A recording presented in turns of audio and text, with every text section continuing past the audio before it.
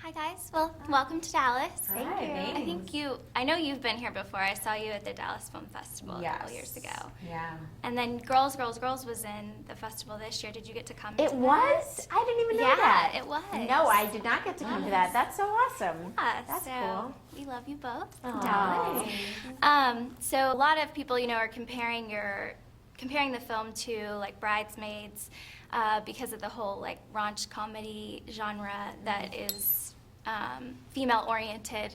How do you feel about being compared to that movie, and what made you decide to include kind of that friendship element to give it more of like a genuine feel? Well, I mean, first right off the bat, we're super psyched to be compared to Bridesmaids. I mean, that's incredible. I mean, it's such a fun, amazing movie, and really just did so much for the genre of female R-rated comedies and sort of gave it a little rebirth a little bit. So it's super exciting to be compared and be part of that new movement. And as far as how we decided to explore female friendship, I mean, when Katie and Ayla and I sat down to write the script, it was, just about writing what we know, and what we know is female friendship, and that you never know who's going to end up being your best friend. And Katie and I, as real Katie and Lauren, are very different people, and that's sort of a really interesting dynamic, in female friends, that like, really, just because someone pees in your hair in college doesn't mean they won't be your best friend 10 years later,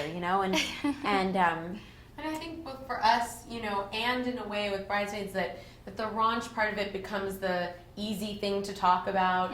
Certainly this being set and with phone sex, it's a huge part of our movie. It's not to say it isn't, but that was sort of the how to set it. Whereas like the reason to tell the story was about female friendship, and I think ultimately the reason Bridesmaids worked as well is not just because of that one scene in the while they're trying on bridesmaids dresses, but because you care about their relationships with each other. And I think that's in a way the more exciting piece of it, that there's a way to have both exist together, because that's how women are. Yeah, it's great. Yeah. I agree.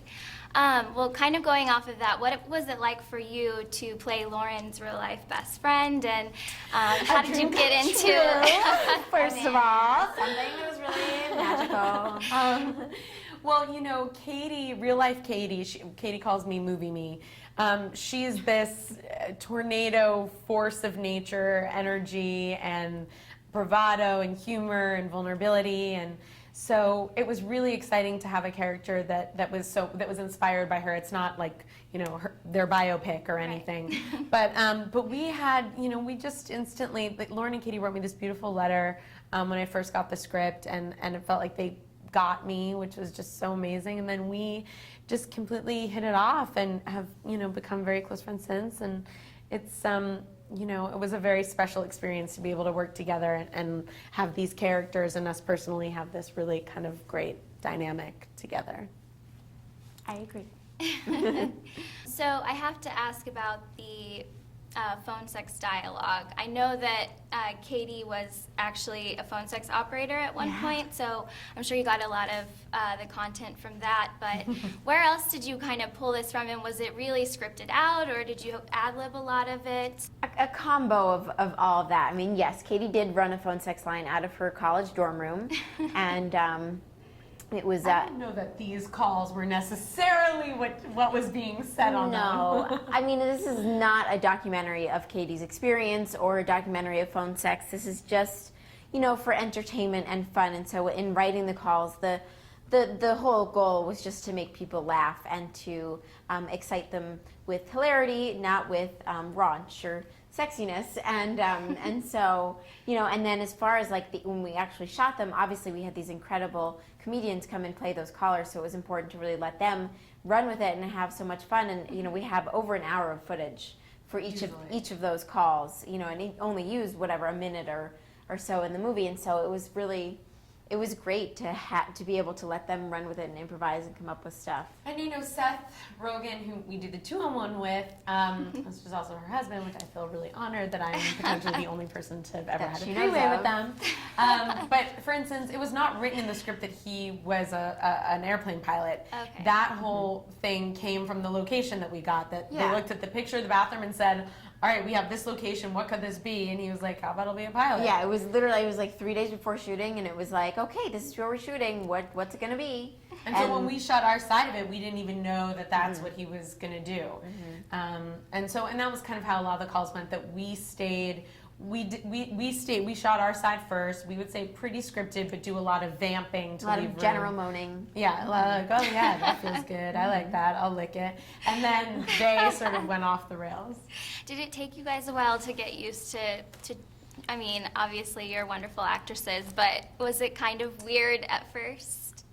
Well, the first thing we shot For the whole movie. was this one side of the Kevin Smith call. When I'm on the bed and beep. Yeah, and so the very first thing, and so she's, you know, on the bed and everything, and our whole crew is around, and it's like, oh my God, what is this Hi, I'm movie Ari. about? Nice to meet you. What the hell kind of movie are we making? This is how I fake orgasm, and But it sort of forces you to just get real comfortable real fast. And you know, that's sort of the really incredible thing about acting sometimes, that I'll look back at certain things that I've done or certain days and you think, oh my God, I can't believe I did that, because in life it would be so hard to do, but when it's your job and you're another character, somehow it sort of allows you a different sense of freedom, which is kind of amazing. It's fun. Yeah. Well, it's so great that, you know, we have young, strong females that are making, you know, female-driven scripts, and, you know, it's really inspiring, and I'm wondering if you guys have any advice to young female filmmakers that are, you know, up and coming, trying to make it, and maybe struggling. I mean, I would say just don't take no for an answer. I mean, that's, you know, as an actor, I was trying to act for years, and I couldn't even get auditions, you know, and that's, you know, was a large reason why we made this movie on our own, and it was just a matter of being really honest with myself and realizing that, like, what I was doing wasn't working, and how could I change that and to make that work for me. And I think that as a filmmaker, it's important to just know what you want to say and then figure out a way to say it. And taking a chance on yourself, you know, that's what I love about this story, and I'm so grateful that they did, because they brought me on in this beautiful way, that it's like you can't wait for things to happen, you know, you have to make them happen for yourself, and I just think they're amazing for doing that. I feel so grateful to have been a part of that journey with them. All right, well, I think that we're all out of time, but thank you so much. And it's Thank great you. meeting you Nice both. to meet you. Thank you.